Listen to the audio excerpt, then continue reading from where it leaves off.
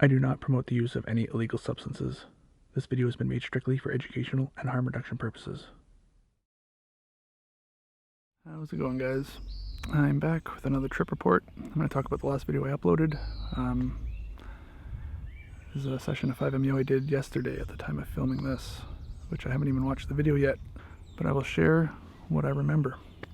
Leading up to the experience the day before, which was yesterday, I was not nervous at all. And usually there's a bit of nerves. Usually I just brush it off, or I try not to think about it. But it was almost like I was looking forward to it, which is an experience I haven't had with this substance in quite a while, I think. The day of, I woke up, and as soon as I remembered that today I was supposed to do the medicine, I was pretty nervous. I had like a pretty good chunk of time, like free time to do it, and I was just dragging my feet.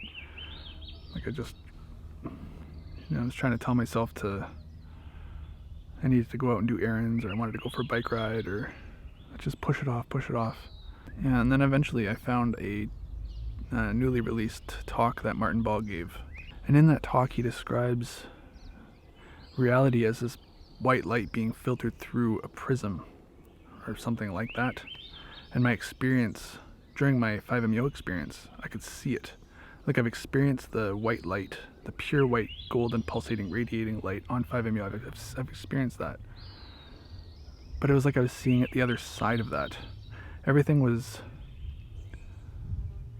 like watercolored, or like a stained glass window, only it was like focused. It was in focus, where these stained glass windows are usually like just like blurry images, rough images. This was like sharpened.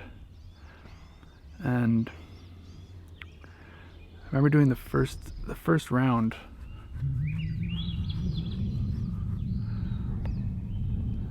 The first round, even leading up to it and on it, just keep surrendering, just keep surrendering. And even after the medicine, I could just feel like little tiny places in my body where I was just holding on, just keep relaxing into it, and just like letting go. All my muscles were becoming super loose, and just my back slowly flattening to the ground and just opening up to it.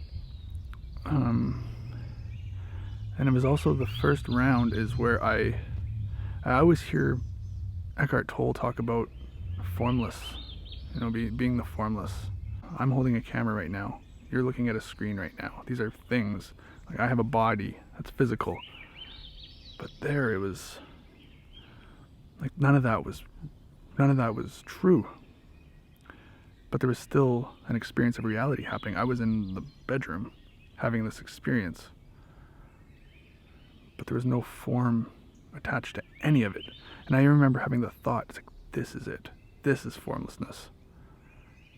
And I've never kind of realized that on the medicine or off the medicine. I've never had that realization before. And for my second round, I like to do 3 rounds of medicine. That's what Nondual did when he worked with his clients. I found that it works for me.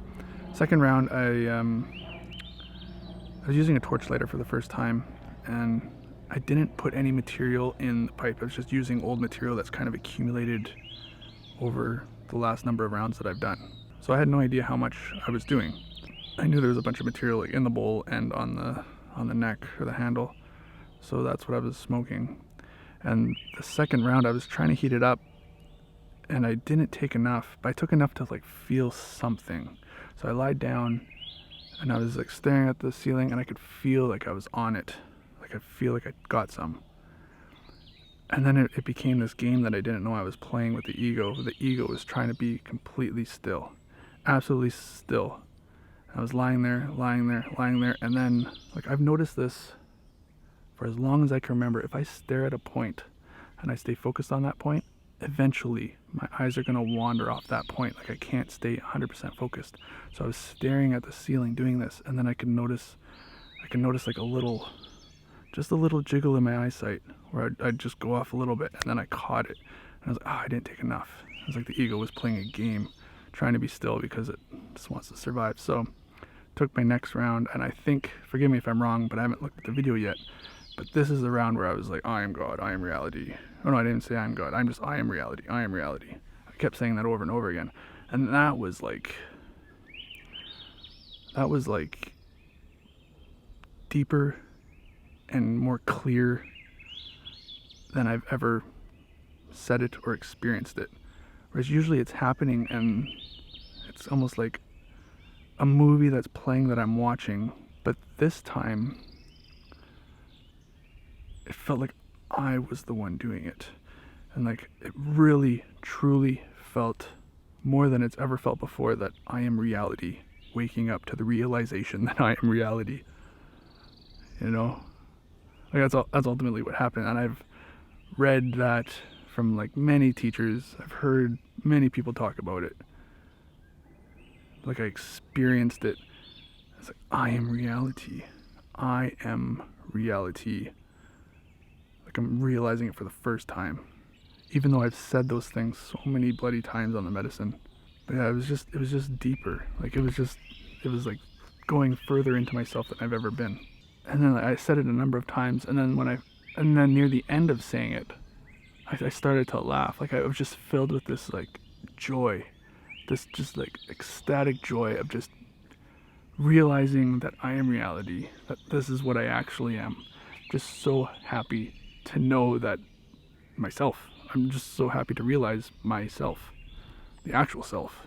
And then as awesome as that was, it's going up, like super happy, and then I was just immediately like filled with the pain that I've been holding on to. And it was pain from just like how I've guarded my heart. Like I've always kept my wife's family at a distance.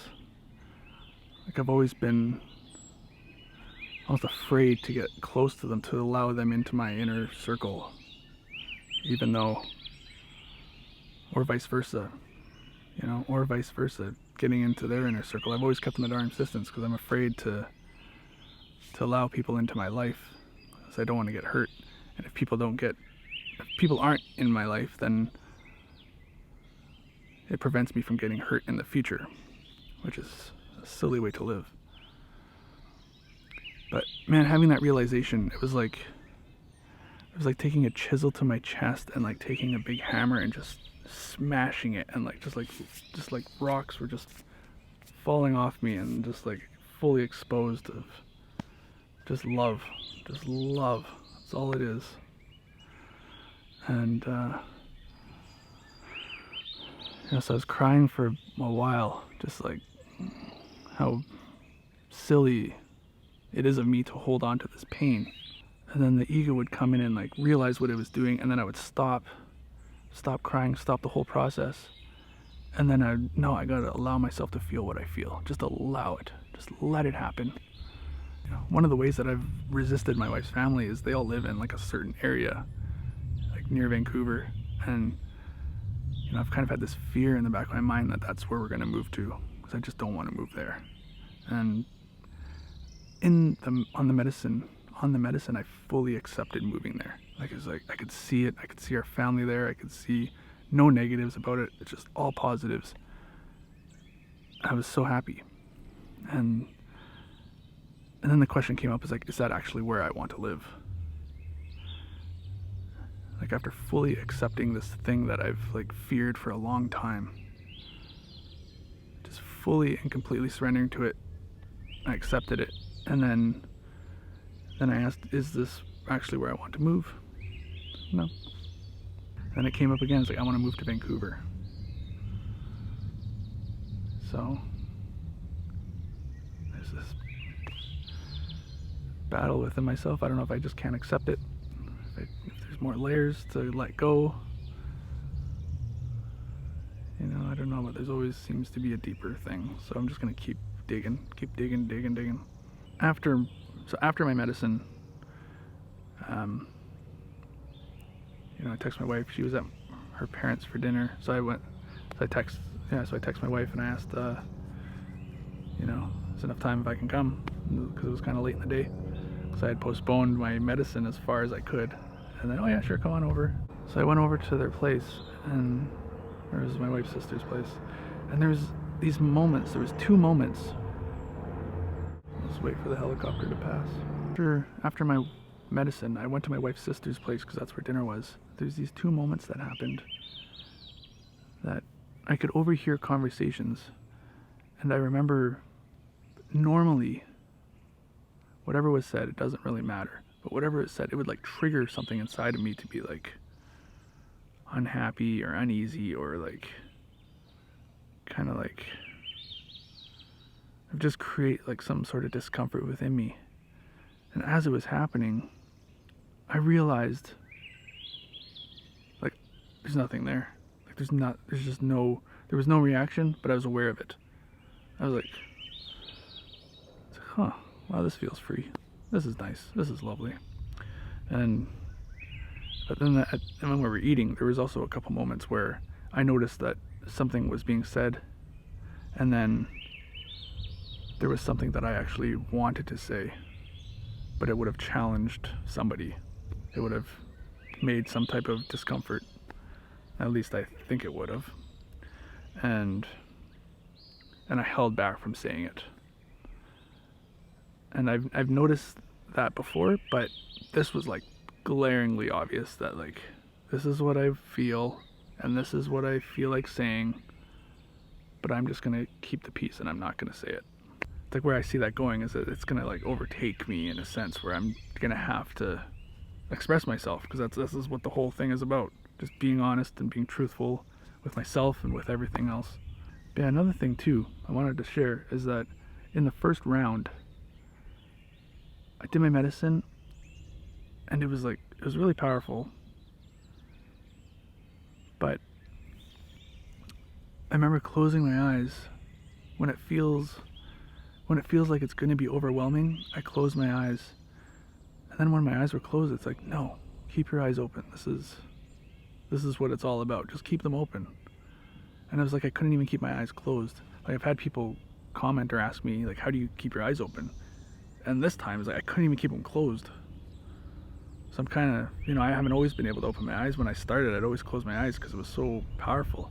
But now it's like I couldn't keep them closed, at least for the first round. The third round, I think I was like open and closed, open and closed.